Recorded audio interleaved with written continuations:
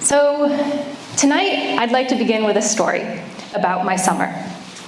This summer, I lived on a sailboat with my husband and cat. And at one point during the summer, my parents came to visit. My father's biggest concern before he came to come sailing with us was not about 4 people fitting on a small space, but about mosquitoes. I'm glad some of you found that funny.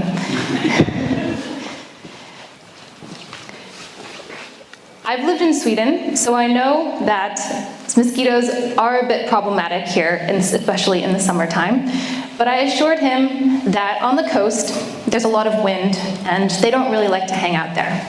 So he was quite happy.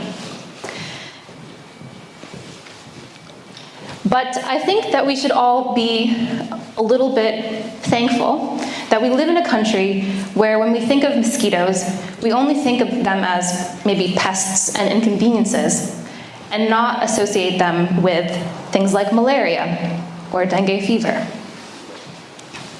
My students hate when I show this photo in class, but this little creature is one of the deadliest ones on the planet. And he is responsible, I sometimes always call him a he, but he or she, it, is responsible for transmitting diseases to millions of people every year. So naturally, a lot of research has been put into this because we want to see how we can reduce mosquito populations and to address these concerns. But I'll come back to that. So now you know one thing about my father, and I'm going to tell you a second thing as well. My dad, he hates wasting time. And maybe some of you also hate wasting time. You Google how to be more productive. You click on those clickbait articles in the Huffington Post, like 30 more ways to be productive. We humans were obsessed with efficiency. And this efficiency has served us well, because in the last 100 years, we have been some of the most productive humans on the planet. It's pretty crazy, right? We have learned how to take Earth's resources, turn them into products, and distribute them at global scale, like never before. We have been, while doing this though, treating them as consumable, disposable. We now know that it can't be this way. The Earth has finite resources. It's not like when I'm on my sailboat and we run out of fresh water. We just go into port.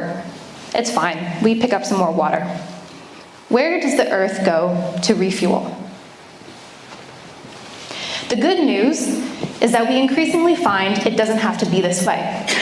We increasingly find that there is business value in how we manage our resources and doing it differently. And that is the idea of what we're going to be talking about tonight. This is the main idea of the circular economy. At the heart of the circular economy is the idea that we can manage our resources differently.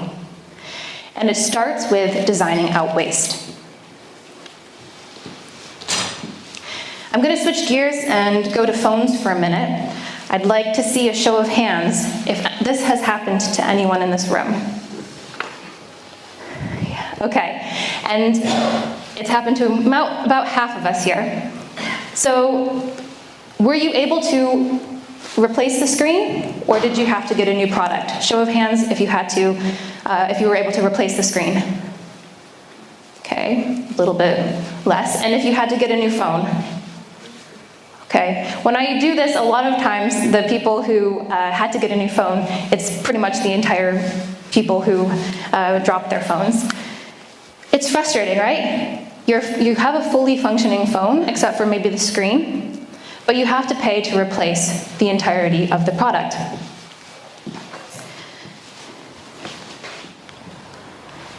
Here in Lund, we have been studying how you can actually create circular business, how you can essentially figure out how to reuse that phone to extend its value. And it comes down to one of these 2 strategies. Essentially, it boils down to slowing loops and closing loops. I promise this is the only sort of circular economy research jargon I'm going to use tonight. And yeah, essentially if you think of slowing as extending the useful life of products and closing as extending the useful life of materials, then pretty much you've just done my 4 years PhD in one evening. So I don't know what that tells you about PhDs. To take an example of phones and what would slowing and closing look like, I'll give this example. So if we take slowing, it means that instead of replacing phones with new ones, we would design to repair them. So this is a Fairphone, and they're a company that's based in Amsterdam. And they have created a modular phone where you can actually get to the battery in under 2 minutes so that you can replace that. Compare that with some of the leading phone brands. I'm not going to name any names right now. But when I ask my students to get to the battery and replace batteries, we do this teardown exercise. It takes them over 20 minutes just to open a phone of a competing brand. And then there are still 20 more steps, I kid you not, until you can actually get to the phone. If you don't believe me, you can look it up on the iFixit website. It's a great resource for repairing all types of electronics. So what would closing loops look like? It wouldn't look like this. These phones wouldn't be collecting dust in our drawers. I know I'm guilty of having some phones in my drawer. I'm sure I see some heads nodding, so this is a familiar story. But there's precious materials in these phones. If we were closing resource loops, these phones would have gone back to recyclers such as Umicore many years ago. Umicore is a company in Belgium, and they recycle phones. It takes them 4 tons of phones to get 1 kilogram of gold, which you might think is a lot, and then you compare it to how much ore you need to get the same amount of gold. Does anyone want to guess? 200 tons. Circular entrepreneurs, they know these strategies. In fact, we found here in Lund that they have one thing in common. Do you want to know what it is? Of course you do. That's why we're here tonight. Circular entrepreneurs ask, what if I could do one of these 2 strategies? What would this look like, and who would this be meaningful for? One of my favorite examples of a company that asked what if is Geob. And they're located just a couple kilometers outside. Maybe some of you have even been there. They're located just down the road in Staffanstorp. And they asked, what if we could extend the useful life of phones? What would this look like, and who would this be meaningful for? So the obvious answer is people who have broken phones, right? The more interesting answer is insurance companies. And that's what Geob realized. So now Geob works with insurance companies to repair broken phones. And the insurance companies are more than happy to do it because it saves them money. I didn't know this before I started researching Geob and working with them, but apparently when you make an insurance claim that your phone is broken, they never really check. And this partnership that they have with Geob, meaning you physically have to send your phones to Geob, means there's a check in place. And it's reported from the insurance companies that this has decreased fraudulent claims by 30%. So you see, there is business value in rethinking how we use our resources. I told you it was coming back, so here it is. I was talking about mosquitoes and how we're trying to reduce mosquito populations. And one of the solutions has been to introduce genetically modified mosquitoes. They did this in Brazil, and they made a gene alteration that means that when they would release these mosquitoes, they would breed with the existing population, but the offspring wouldn't actually make it to adulthood. Over time, this of course would reduce the population of mosquitoes. Well, it turns out that maybe some of those mosquitoes actually reached adulthood. And maybe we actually just created a super robust, resistant mosquito that actually is going to make it even worse. And I tell you this story, you're probably thinking, why is she talking about mosquitoes? But I tell you this story to illustrate the fact that when you make even a small change in an existing system, there are sometimes unintended effects. In some cases, it can be positive, disruptive change, like in the case of GIOB and the insurance companies.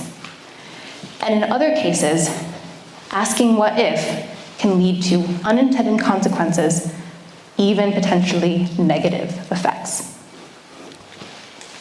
Don't get too fixated on the fact that this is T-Mobile.